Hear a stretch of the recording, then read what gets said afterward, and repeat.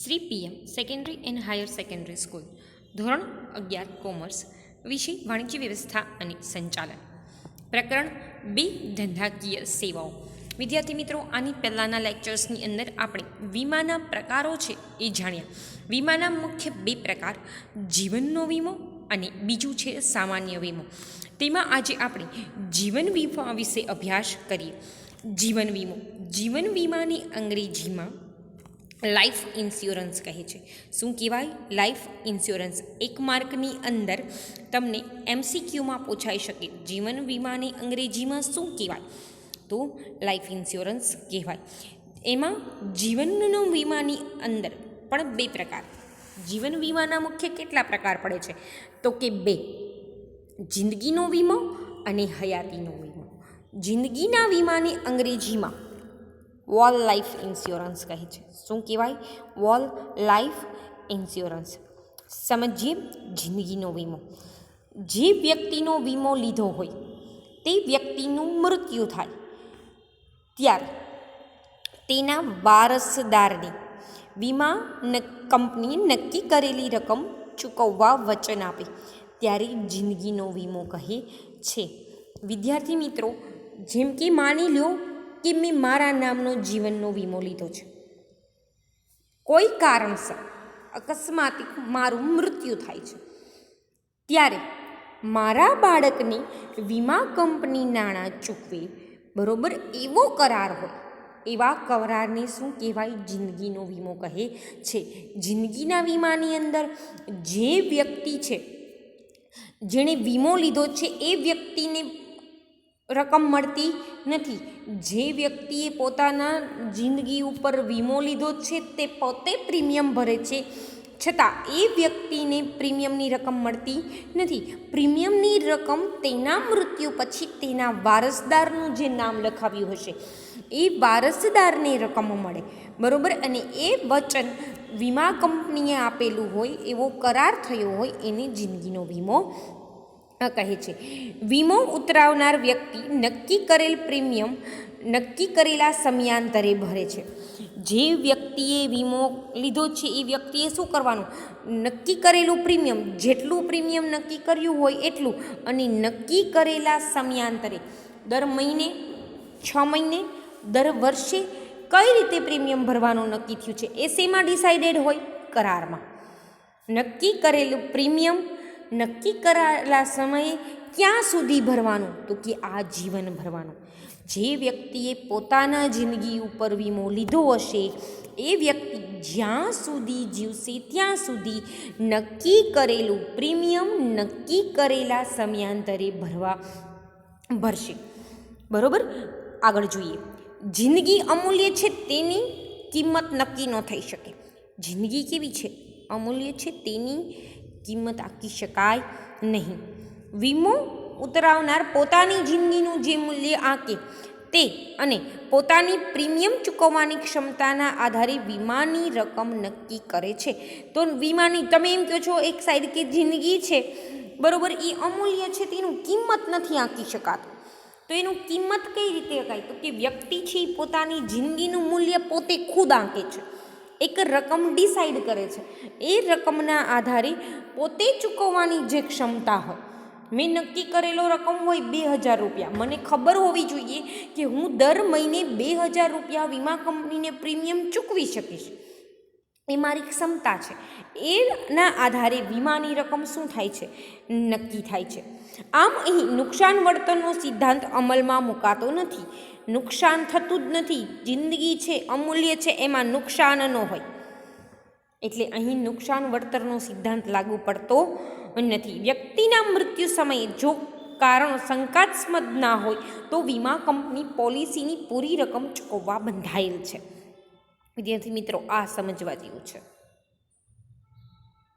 વ્યક્તિનું શું થાય? મૃત્યુ થાય ત્યારે, બરોબર, વીમા કંપની શું કરે છે? તો કે પૂરી, જો કોઈ કુદરતી કારણોસર અકસ્માત થયું હોય, એટેક આવી ગયો હોય, બ્રેન સ્ટ્રોક થઈ ગયો હોય, કોઈ પણ કારણસર, કુદરતી કારણ હોવું જોઈએ, બરોબર, કુદરતી કારણથી જો મૃત્યુ થાય, બરોબર, તો વીમા કંપની શું કરશે? પૂરેપૂરી રકમ ચૂકવશે. પરંતુ કોઈ વ્યક્તિએ સુસાઇડ કરી લીધું હોય, કોઈ વ્યક્તિનું ખૂન થઈ ગયું હોય અને એ શંકાસ્પદ જણાય કે આ વ્યક્તિનું મૃત્યુ છે એ આ પોલિસી પાકે અને પૂર્ણ રકમ તેના વારસદારને મળે, એ કારણોસર જાણી જોઈ આ વ્યક્તિનું મૃત્યુ કરવામાં આવ્યું છે, તો વીમા કંપની છે એ નાણાં નહીં ચૂકવે. મૃત્યુ કેવું હોવું જોઈએ? કુદરતી મૃત્યુ હોવું જોઈએ. શંકાસ્પદ હશે તો વીમા કંપની તેના નાણાં ચૂકવશે નહીં. પરંતુ વ્યક્તિનું મૃત્યુ જો શંકાસ્પદ નહીં હોય તો વીમા કંપની શું કરશે? પૂરી રકમ ચૂકવશે. એ માટે એ બંધાયેલી છે. સીમા બંધાયેલી છે એ યાદ રાખવાનું. પાછું કરારમાં એ નિયમ હોય જ તે. બરાબર. આ જોયું આપણે જીવન વીમાનો પહેલો પ્રકાર, જિંદગીનો વીમો. હવે જોઈએ બીજો પ્રકાર, હયાતીનો વીમો. હયાતીનો વીમો શું કહે છે? વ્યક્તિએ નક્કી કરેલી વીમા મુદત પૂરી થાય ત્યારે. જિંદગીના વીમામાં મુદત કેટલી હતી? આજીવનો જીવે ત્યાં સુધી પ્રીમિયમ ભરવાનું. જ્યારે હયાતીના વીમામાં શું કરે છે? નક્કી કરેલી વીમા મુદત પૂરી થાય ત્યારે તે વ્યક્તિને અથવા નક્કી કરેલી મુદત પૂરી થાય તે પહેલાં જો વ્યક્તિનું મૃત્યુ થાય તો તેના વારસદારને નક્કી કરેલી રકમ વીમા કંપની ચૂકવવાનું વચન આપે તેવા વીમા કરારને હયાતીનો વીમો કહે છે. હયાતીનો વીમો કોને કહેવાય? એક માર્કમાં પૂછાય તો લખવાનું. જીવન વીમો એક માર્કમાં પૂછાય તો આટલી વ્યાખ્યા, એનો અર્થ લખવાનો. વ્યક્તિ શું કરે છે? નક્કી કરેલી મુદત. હું એમ કહું કે મારી મુદત છે ને એ 2 વર્ષ સુધીની છે, હું 2 વર્ષ સુધી પ્રીમિયમ ભરીશ અને એના આધારે મેં મારી વીમાની રકમ નક્કી કરી. હવે 2 વર્ષ સુધી જો મારું મૃત્યુ નહીં થાય તો એ રકમ મને મળશે, પરંતુ 2 વર્ષની અંદર કોઈ કારણોસર જો મારું મૃત્યુ 2 વર્ષ થઈ ગયું અને કોઈ કારણસર જો મારું મૃત્યુ થયું તો એ રકમ કોને મળે? વારસદારને. હયાત એટલે જીવિત વ્યક્તિનો વીમો છે. વ્યક્તિ જીવતી હશે તો મુદ્દત પૂરી થઈએ તે વ્યક્તિને નાણાં મળશે. જો વ્યક્તિ જીવિત નહીં હોય તો એ કરારમાં જે વારસદારનું નામ લખીને ગયા હશે એ વારસદારને નાણાં ચૂકવવા માટે વીમા કંપની બંધાયેલી છે. તો આવા વીમાને શું કહેવાય? હયાતીનો વીમો કહે છે. આ વચનમાં બદલામાં અવેજ તરીકે વીમો ઉતારનાર વ્યક્તિ નક્કી કરેલી પ્રીમિયમની રકમ નક્કી કરેલા સમયાંતરે નક્કી કરેલી વીમા મુદ્દત સુધી ભરી શકે. હવે મારે શું કરવાનું? તો કે જેમ જિંદગીના વીમામાં તમે પ્રીમિયમની રકમ અને સમય બંને નક્કી કરતા હતા, એ બંનેના આધારે શું થાય? તો કે વીમાની મુદ્દત નક્કી થાય. કેટલા સમયમાં તમારે આ પ્રીમિયમ ભરવાનું, કેટલા સમયમાં ભરવાનું, એટલે નક્કી કરેલી મુદ્દત સુધીના પૈસા ભરાઈ જશે અને વીમા કંપની છે એ નાણાં ચૂકવશે. જિંદગીના વીમાના 2 પ્રકાર, જિંદગીનો વીમો અને હયાતીનો વીમો. બરાબર. ત્યાર સુધી પછી આગળ જોઈએ. હવે જીવન વીમાના બીજો પ્રકાર, વીમાનો બીજો પ્રકાર. વીમાનો પહેલો પ્રકાર જોઈ ગયા, જીવનનો વીમો. હવે વીમાનો બીજો પ્રકાર છે સામાન્ય વીમો. જોઈએ. માલને એક સ્થળેથી બીજા સ્થળે લઈ જતા તેને પૂર્ણ કે આંશિક નુકસાન થવાનું જોખમ રહે છે. માલ સામાનને તમે જ્યારે એક જગ્યાએથી બીજી જગ્યાએ ફેરવો ત્યારે એમાં કાં તો પૂરેપૂરું નુકસાન થવાની સંભાવના છે અથવા થોડી ઘણી અંશે નુકસાન થવાનું જોખમ તો રહેલું જ છે. આ અંગે વીમા દરિયાઈ વીમો, હવાઈ વીમો, માર્ગ વીમો, રેલવે, રસ્તા વીમો તરીકે ઓળખાય છે. ત્યારે તો કે એક જગ્યાએથી બીજી જગ્યાએ જ્યારે તમે માલ સામાન ફેરવો છો ત્યારે એ માલ સામાન ફેરવતી વખતે જો નુકસાન થાય, બરાબર, તો એ નુકસાન વળતર માટે તમે કયા કયા વીમા લઈ શકો? તો કે દરિયાઈ વીમો, હવાઈ વીમો, માર્ગ વીમો, રેલવે અથવા રસ્તાનો વીમો તમે લઈ શકો તરીકે ઓળખી શકાય. માલની હેરફેરના વીમાની અંદર 3 પ્રકાર પડે. દરિયાઈ વીમો પહેલું જોઈએ. દરિયાઈ માર્ગે માલ મોકલવાનું ઘણું સસ્તું છે. પરંતુ વિલંબકારી અને જોખમી પણ છે. વિલંબકારી એટલે વાર લાગે અને જોખમી.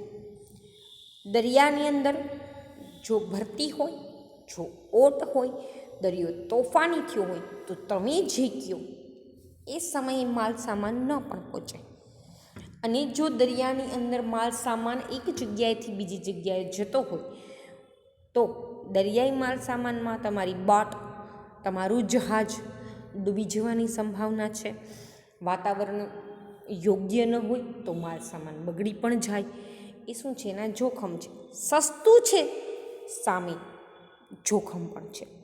18મી સદી પહેલાં મોટા ભાગનો આંતરરાષ્ટ્રીય વેપાર દરિયાઈ માર્ગે જ થતો હતો. શું કામ? તો કે 18મી સદીમાં જે અન્ય સેવાઓ છે એ અન્ય સેવાનું અસ્તિત્વ જોઈએ તેવું વિકસ્યું નહોતું. એટલે એ સમયે શું થતું હતું? તો કે દરિયાઈ માર્ગે જ વેપાર શક્ય બનતો હતો. આથી વિમાનો આ પ્રકાર સૌથી જૂનો અને સર્વવ્યાપી છે. સૌથી જૂનો છે અને સર્વવ્યાપી, દરેક જગ્યાએ તમને જોવા મળે. લોઇડ્સ ઓફ લંડન નામની સંસ્થાએ દરિયાઈ વીમાની શરૂઆત કરી. એક માર્કની અંદર દરિયાઈ વીમાની શરૂઆત કરનાર સંસ્થાનું નામ આપો.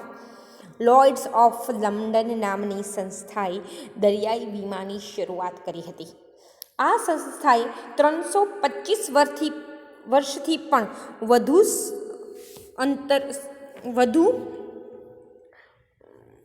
વધારે સમયથી પોતાની વિશ્વસનીયતા જાળવી રાખી હતી. કેટલી જૂની છે? 325 વર્ષથી પણ વધુ જૂની છે. કઈ સંસ્થા? લોઇડ્સ ઓફ લંડન નામની સંસ્થા, જેની દરિયાઈ વીમાની શરૂઆત કરી હતી, તે 325 વર્ષથી પણ વધારે સમયથી જૂની છે અને વિશ્વસનીયતા એને જાળવી રાખી છે. આ આપણે જોયું માલની હેરફેરની અંદર પેલો દરિયાઈ વીમો. ત્યારબાદ બીજો છે હવાઈ વીમો.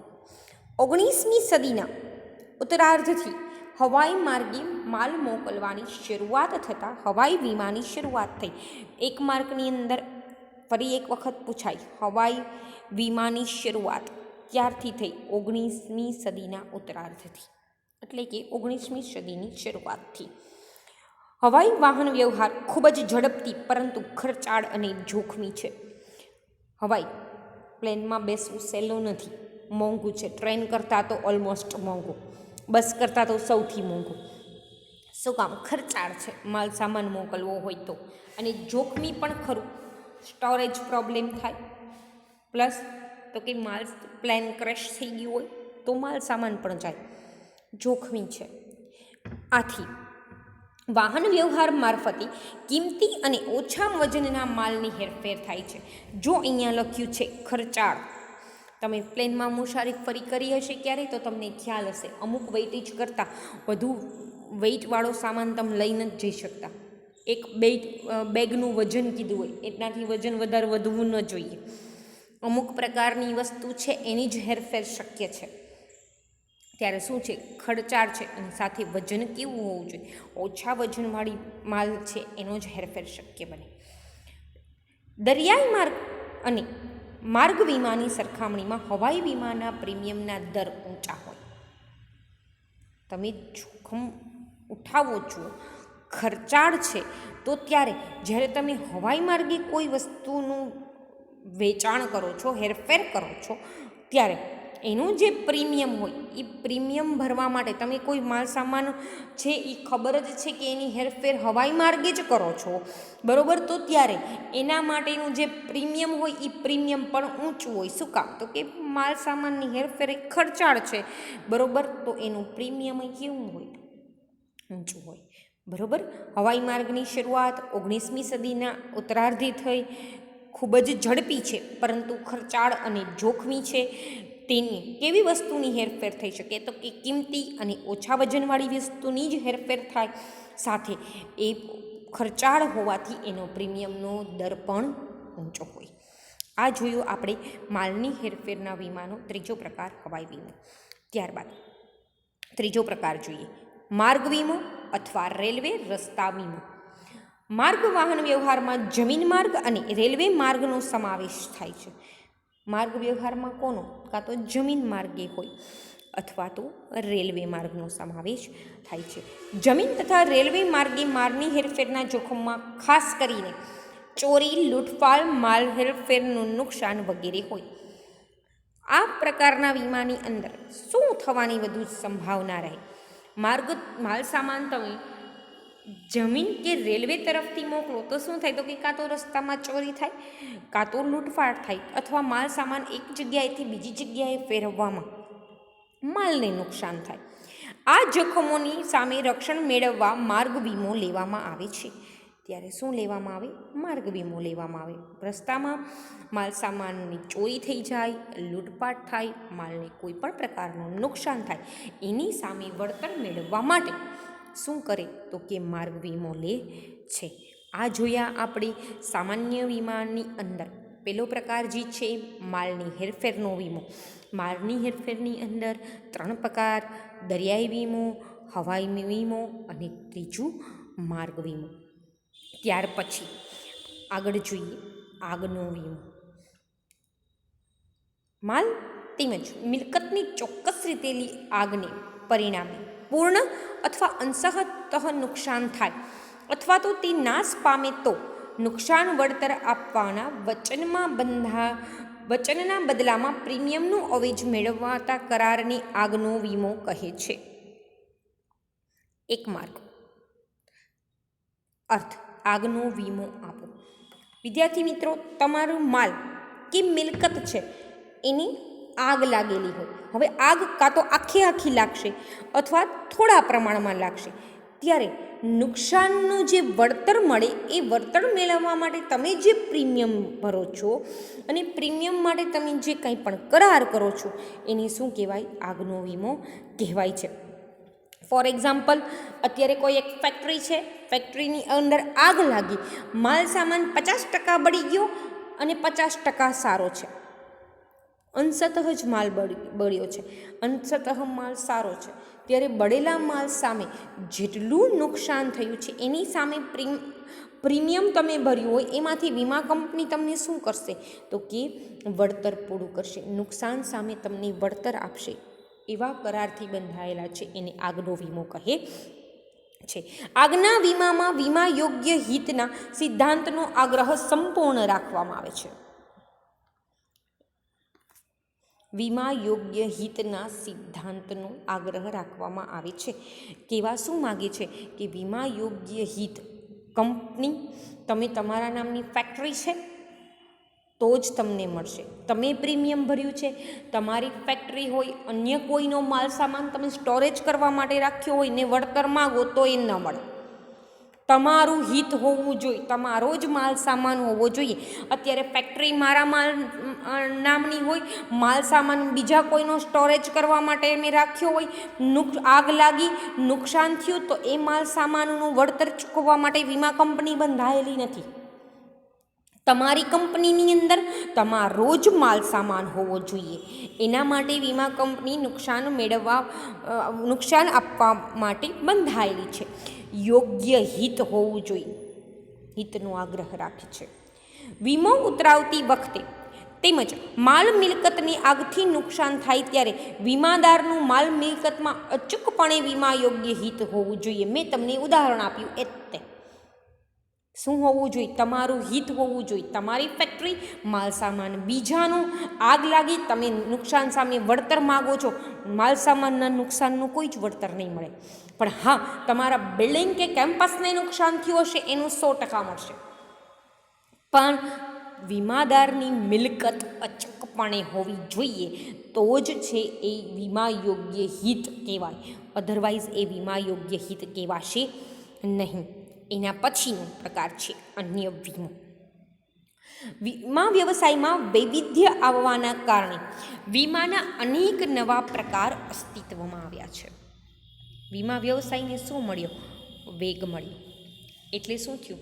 તો કે એના કારણે નવા વીમાના પ્રકાર છે એ અસ્તિત્વમાં આવ્યા.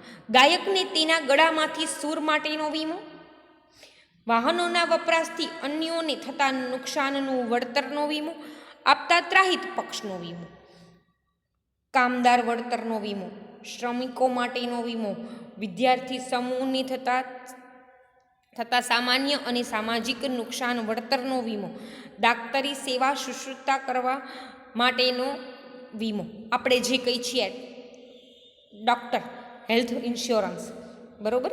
એ ધંધો બંધ રહેવાથી નફામાં થતા નુકસાન સામેનો વીમો, કર્મચારીઓ દ્વારા થતી છેતરપિંડી માટે માલિકોને થતા નુકસાનનો વીમો, રમતગમત સ્પર્ધાઓ કુદરતી કે અકુદરતી પરિબળોના કારણે ન યોજી શકાય કે મુલતવી રાખવી પડે તો તેનાથી થતા નુકસાન અંગેનો વીમો. અનેક પ્રકારના વીમાઓ અસ્તિત્વમાં આવ્યા છે. વિદ્યાર્થી મિત્રો, આપણે તો અત્યાર સુધીમાં કદાચ તમે લોકોએ સાંભળ્યું હોય ને તો એ જીવનનો વીમો, હેલ્થ ઇન્સ્યોરન્સ તમે સાંભળ્યું હોય, બરાબર. ફેમિલી ઇન્સ્યોરન્સ સાંભળ્યું હશે વધીને. પરંતુ આ જે બધા પ્રકારો, આ તો અહીં લિમિટેડ પ્રકારના પ્રકારો આપ્યા છે. તમે કોઈ વીમા કંપનીમાં જાઓ ત્યારે જેમ હોટલમાં જાઓ ને એક મોટું બધું મેનુ આવે, બરાબર, એવી જ રીતના તમે કોઈ વીમા કંપનીની મુલાકાત લ્યો ત્યારે તમે એને પૂછો ને કે કેટલી ટાઈપ્સના અમે વીમા ઉતારી શકીએ, ત્યારે એ તમને એટલું જ મોટું લિસ્ટ આપશે, જે પહેલાં શક્ય નહોતું. પરંતુ અત્યારે લોકો જાગૃત બન્યા અને સાથે સાથે એ જાગૃતતાના કારણે વીમા કંપની છે એ વીમા કંપની પણ લોકોને અલગ અલગ નુકસાન સામે અલગ અલગ વળતર આપવા માટે આ નવા વીમાઓ છે એ વીમાઓ અસ્તિત્વમાં આવ્યા. વ્યક્તિના આરોગ્યની જાળવણી અને સારવાર માટે ખૂબ ખર્ચ કરવો પડે. વીમો ઉતરાવનાર વ્યક્તિની નક્કી કરેલી શરતો અનુસાર વીમા કંપની પ્રીમિયમના બદલામાં માંદગીનો ખર્ચ ભરપાઈ કરી આપે તેવી વીમા પોલિસીને સ્વાસ્થ્યનો વીમો કહે છે, મેડિક્લેમ. આપણે કહીએ છીએ ને, શું કહી? મેડિક્લેમ. આપણે કહીએ ને કે મેડિક્લેમ ઉતરાવેલો છે કે નહીં આરોગ્ય માટેનો. અત્યારે કેટલા બધા ખર્ચાઓ, બરાબર. વ્યક્તિ છે એ ક્યારે સારો હોય, ક્યારે બીમાર થઈ જાય, કોઈ જ ખ્યાલ ન થતો. ત્યારે શું કરે તો કે વ્યક્તિ પોતાનો હેલ્થ ઇન્સ્યોરન્સ મેડિક્લેમ ઉતરાવે અને એને જે કાંઈ પણ માંદગી થાય અને ત્યારે એ ખર્ચ વીમા કંપની ઉપાડે. એ માટે મેડિક્લેમ ઇન્સ્યોરન્સ છે એ ઉતારવામાં આવે છે. મેડિકલ ઇન્સ્યોરન્સ કોને કહેવાય, બરાબર? સ્વાસ્થ્યના વીમાને અંગ્રેજીમાં શું કહેવાય? 1 માર્કની અંદર વારંવાર પૂછાશે. આ જોયું આપણે અન્ય વીમા. ત્યાર પછી છે વીમાનું ખાનગીકરણ. આ ટોપિક છે વીમાનું ખાનગીકરણ. ભારતમાં વીમાની શરૂઆત ખાનગી ક્ષેત્રથી થઈ. મેં આ ટોપિકની શરૂઆત કરીને ત્યારે જ કીધું હતું કે આ વીમો છે એ આપણો ઇન્ડિયન કોન્સેપ્ટ નથી, ફોરેન કન્ટ્રીઝમાંથી આવેલો કોન્સેપ્ટ છે, બરાબર. એ ભારતનો નથી, એ ખાનગી ક્ષેત્ર દ્વારા શરૂઆત થઈ હતી. ભારતમાં બ્રિટિશ હુકુમતના કારણે ઘણી બધી વિદેશી વીમા કંપનીઓ પણ ભારતમાં વીમા કાર્યની શરૂઆત કરી. આવ્યું ને, વિદેશી કંપનીઓએ શરૂઆત કરી હતી ભારતની અંદર બ્રિટિશ રાજ્યના સમયમાં. અયોગ્ય વેપારી રસમો આચરવામાં આવતી હોવાની આક્ષેપોના કારણે 19મી જાન્યુઆરી 1956ના રોજ વટહુકમ દ્વારા જીવન વીમાના ધંધાનું સ્પષ્ટીકરણ કરવામાં આવ્યું. 19મી જાન્યુઆરી 1956ના રોજ વટહુકમ દ્વારા જીવન વીમાના ધંધાનું રાષ્ટ્રીયકરણ કરવામાં આવ્યું, રાષ્ટ્રીય ક્ષેત્રે સ્વીકારવામાં આવ્યું. અને ભારતીય જીવન વીમા નિગમ, life insurance corporation of India, જીવન વીમા નિગમનું પૂર્ણ અંગ્રેજી નામ આપો. લાઈફ ઇન્સ્યોરન્સ કોર્પોરેશન ઓફ ઇન્ડિયાની સ્થાપના થઈ. આમ જીવન વીમા ક્ષેત્રે ભારતીય જીવન વીમા નિગમનું એક હતું ઇજારાશાહીની શરૂઆત થઈ. આપણે પોતે આપણો ધંધો, આપણા વીમા કંપનીઓ, આપણી પોતાની ઇન્ડિયન્સ વીમા કંપનીઓ સ્ટાર્ટ થઈ. પહેલાં ક્યાં હતું? ખાનગી ક્ષેત્ર હતું. એટલે શોષણ 100%, અયોગ્ય વેપારી રીત રસમો, કરાર, મન ફાવે એવા કરાર, મન ફાવે એવું પ્રીમિયમ, મન ફાવે એટલી રકમ નુકસાન વળતર તરીકે આપવાની. એ બધામાંથી મુક્તિ ક્યારે મળી? તો કે લાઈફ ઇન્સ્યોરન્સ કોર્પોરેશન ઓફ ઇન્ડિયાની સ્થાપના થઈને ત્યારે. સામાન્ય વીમાની શરૂઆત ભારતમાં બ્રિટિશરો દ્વારા થઈ. ક્યાંથી થઈ? બ્રિટિશરો દ્વારા. સામાન્ય વીમા ઉપરાંત પણ સમયાંતરે નિયંત્રણ મુકાતા રહ્યા, જે આઝાદી પછી પણ ચાલુ રહ્યા. વીમા કંપનીઓ શરૂઆત તો થઈ, પણ સરકાર દ્વારા એના ઉપર નિયંત્રણો તો રહ્યા જ, અને એ આઝાદી પછી પણ ચાલુ રહ્યા. 1972માં સામાન્ય વીમા વેપાર કાયદા દ્વારા 1 જાન્યુઆરી 1973થી તમામ સામાન્ય વીમા કંપનીઓનું રાષ્ટ્રીયકરણ કરવામાં આવ્યું. દરેક વીમા કંપનીઓનું રાષ્ટ્રીયકરણ કરી દીધું. એક કરતી હતી, લપન ચપ્પન જ નહીં, કાંઈ, બધા માટે એક સરખા નિયમ, કોઈ પણ દેશમાં હોય, કોઈ પણ સિટીમાં હોય, રાષ્ટ્રીયકરણ કરી દીધું. ક્યારે? 1 જાન્યુઆરી 1973થી. વીમા ક્ષેત્રની કામગીરીની સમીક્ષા માટે એક સમિતિની રચના થઈ. વીમાની જે કંઈ પણ કામગીરી છે એ કામગીરી માટે એક સમિતિની રચના કરવામાં આવી, જેના અહેવાલના કારણે ભારત સરકારે વિદેશી વીમા કંપનીઓને ભારતીય કંપનીઓ સાથે સહયોગમાં વીમાનો ધંધો કરવાની જોગવાઈ કરી. પહેલાં તો ખાનગી જ હતું. ફોરેન કંપનીનો બ્રિટિશ રાજ્યના લોકો દ્વારા સ્થાપવામાં આવેલો હતો, બ્રિટિશરોએ જ કરી હતી. પરંતુ હવે શું કર્યું સરકારે? તમારે વીમા કંપની સ્થાપવી હોય તો એમાં ભારતીય કંપનીઓનો શું હોવો જોઈએ? સહયોગ. તમે પોતાની તમારી ખાલી વિદેશી લોકો આવે ને આપણું નાણું લઈને જાય એવું નહીં, 50% હિસ્સો કરો. ટૂંકમાં સરકાર કહેવા એવું માગતી હતી. ભારતીય કંપનીઓ સાથે સહયોગમાં વીમાનો ધંધો કરવાની જોગવાઈ થઈ. 1999માં વીમા નિયમન અને વિકાસ સત્તાની સ્થાપના થઈ. વીમા નિયમન અને વિકાસ સત્તાની સ્થાપના 1999માં થઈ. એક માર્કની અંદર પૂછાશે, વીમા નિયમન અને વિકાસ સત્તાની સ્થાપના ક્યારે થઈ? 1999માં. જોઈએ, વીમા નિયમન અને વિકાસ સત્તા, IRDA, insurance regulator and development authority. IRDAનું ફૂલ ફોર્મ આપો, પૂર્ણ નામ. હવે ગુજરાતીમાં લખો, વીમા નિયમન અને વિકાસ સત્તા, તોય પણ ચાલે. અને એક માર્કમાં પૂછાણું હોય insurance regulator and development authority. ઇંગ્લિશમાં લખો તો પણ ચાલે, ગુજરાતીમાં લખો તો પણ ચાલે. IRDAનું પૂર્ણ નામ. ડિટેલ જોઈએ. વીમા નિયમન અને વિકાસ સત્તા એ ભારતની સર્વોચ્ચ સ્વાયત્ત કાયદાકીય સંસ્થા છે, જે વીમા કંપની ઉપર શું રાખે છે? નિયમન રાખે છે, નિયંત્રણો. વીમા કંપનીના નિયંત્રણોની સાથે સાથે એમાં નિયમો ઘડવાના, એના વિકાસ અંગેનું કાર્ય કરવાનું જે સંભાળે એ કોણ? તો કે આ IRDA. આગળ જોઈએ. આવી જે વીમા ક્ષેત્રના નિયંત્રણો એના ઉપર નિયંત્રણ રાખે અને વિકાસનું કાર્ય સંભાળે છે. IRDA એક્ટ 1999 દ્વારા ખાનગી વીમા કંપનીઓ માટે વીમા ક્ષેત્ર દ્વારા ખોલવામાં આવ્યા. 1999માં અહીંયા પણ આપણે જોઈએ ને, બરોબર, વીમા ક્ષેત્રના દ્વાર ખોલવામાં આવ્યા ખાનગી કંપનીઓ માટે.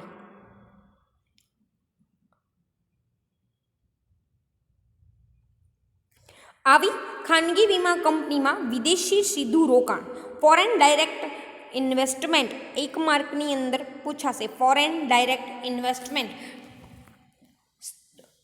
પૂર્ણ નામ, વિદેશી સીધું રોકાણ 26% સુધીની મર્યાદા કરવા માટેની મંજૂરી આપવામાં આવી. કેટલું નાણું તમે લઈ જઈ શકશો? ખાલી 26%. બીજો હિસ્સો કોણ? તો કે બીજો હિસ્સો છે એ ઇન્ડિયન કંપની. વિદેશી કેટલું? રેશિયો કેટલો? 2 કંપની, વિદેશી કંપની, ઇન્ડિયન કંપનીઝ જોડાય તો 26% ફોરેન કંપનીના, બીજા છે ટકા એ કોના? ઇન્ડિયન કંપનીના. બરાબર. જે વર્ષ 2015માં વધારીને 49% કરી દેવામાં આવ્યું. શું કામ? તો કે 51% હોય એટલે 51% હિસ્સો ઇન્ડિયન કંપનીઝનો 2015માં એ 26%થી કરી અને વધારી દેવામાં આવ્યો અને 49% કરી દીધો. 49% હિસ્સો છે એ ફોરેન કન્ટ્રીઝનો, 51 ઇન્ડિયન કંપનીઝનો. બરાબર, એટલે કંપની છે એ કોના નામે સ્થપાયેલી કહેવાય? સૌથી વધુ જેના નામે હિસ્સો હોય એના નામે કંપની કહેવાય. એટલે પહેલો કંપનીનો હકદાર ઇન્ડિયન કંપનીઝ કહેવાય. એટલે વીમા કંપનીમાં 49% રોકાણ છે એ ફોરેન કન્ટ્રીઝનું, 51% રોકાણ છે એ ઇન્ડિયન કંપનીઝનું. આમ વિદેશી વીમા કંપનીઓ ભારતીય વીમા કંપનીમાં સીધું 49% રોકાણ છે એ 49% રોકાણ કરી શકશે. ઈરડાના મુખ્ય ઉદ્દેશો, ઈરડા એટલે પાછું બીજું કાંઈ નથી, વીમા નિયમન અને વિકાસ સત્તા. ઈરડાના મુખ્ય ઉદ્દેશો વીમા ધારકોને વધુ પસંદગી મળે. એટલે કે એક વીમા કંપની હશે તો કમ્પલસરી એમાં જ વીમો ઉતરાવવો પડશે.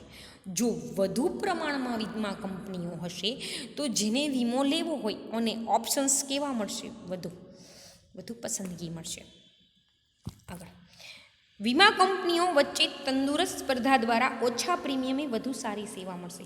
જો કોઈ એક વ્યક્તિ દ્વારા અને એક જ કંપની હોય ને તો શોષણ થાય, પરંતુ બજારમાં જો વીમા કંપનીઓની હરીફાઈઓ હશે, બરાબર, તો એ હરીફાઈના કારણે લોકો ઓછા પ્રીમિયમે અને સારી સેવા પૂરી પાડશે. એટલે વધુ કંપનીઓ વચ્ચે હરીફાઈ થાય, તંદુરસ્ત સ્પર્ધા એટલે કે હરીફાઈ થાય અને ઓછા પ્રીમિયમ રાખી લોકોને વધુ સારી સેવા પ્રોવાઈડ થશે. અર્થતંત્ર માટે ભંડોળ મેળવવા 49% કોનું છે? ફોરેન કન્ટ્રીઝનું રોકાણ છે. બરાબર, ફોરેન્સમાંથી નાણાં આવશે, અર્થતંત્રનું ભંડોળ ઊંચું આવે, મેળવવામાં મદદરૂપ થાય. વીમા કંપનીઓ સ્વનિયંત્રણ લાવવું. વીમા કંપનીઓ બજારમાં હરીફાઈ છે એટલે લોકોનું શોષણ નહીં કરી શકે, ત્યાં શું આવી જશે? સ્વનિયંત્રણ આવી જશે. ફરિયાદ નિવારણ તંત્રની વ્યવસ્થા કરવી વગેરે છે. ઈરડા દ્વારા શું થાય? તો કે તમે તમારી ફરિયાદ છે એ કોઈ પણ લોકો જો વીમા કંપની દ્વારા કાંઈ પણ જોખમ ઊભું કરતું હશે, કોઈ પણ પ્રકારનું નુકસાન કરતું હશે કે કોઈ પણ પ્રકારનું શોષણ કરતું હશે તો insurance regulator and development authority એટલે કે ઈરડા છે એ એના ઉપર લોકો ત્યાં એની ફરિયાદ નોંધાવી શકશે.